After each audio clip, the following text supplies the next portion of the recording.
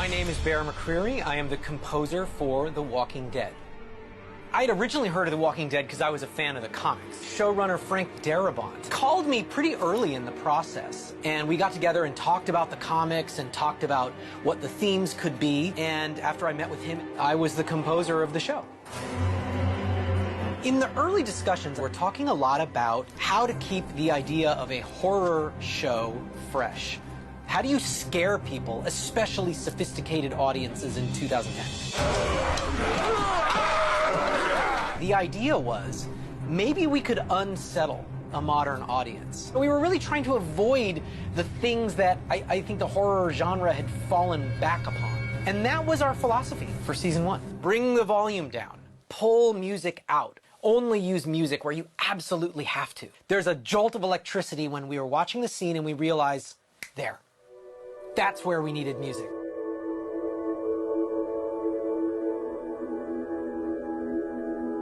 And finding those scenes where the music doesn't need to exist, that's always magic. I always feel like half my job is taking music out of The Walking Dead.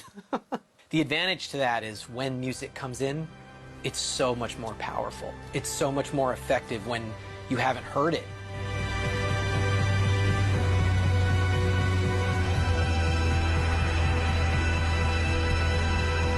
So with the idea in place to do a minimal, kind of classic horror thriller score, we then started talking about the actual instruments to use. The Walking Dead takes place in the American South, in Georgia, and there's such great music there. What if we make a zombie version of bluegrass music?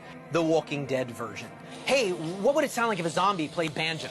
I ran a banjo through electronic and analog processing. I hear this dead, decaying, detuned, mangled banjo, and I go, that's The Walking Dead. Pretty much anytime there's a walker on screen, you're hearing a banjo. I doubt fans have any clue that's what it is, because it's been distorted beyond recognition. But that was the starting point.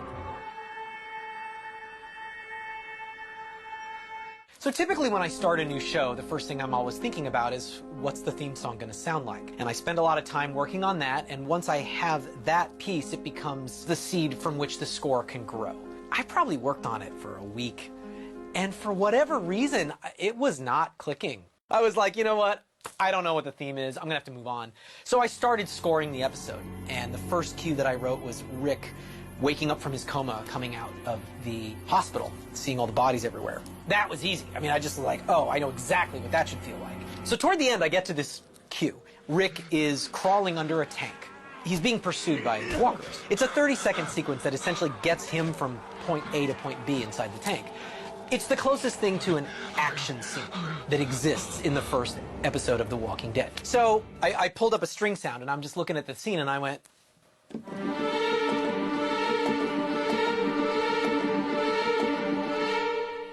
And suddenly I get chills. So I start playing around a little more.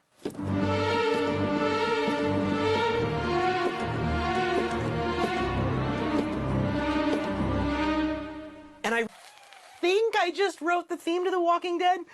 And so I sketch it quickly. I mean, this thing that I've been working on for a week, I sketched in an hour. And that's all it was. There wasn't anything else to it.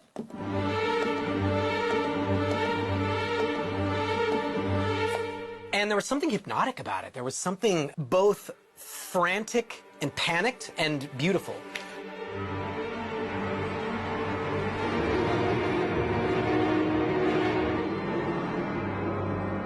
Never did I think that this would become a signature tune for a drama that would span over a decade. To be honest, we were just looking at the first season, right?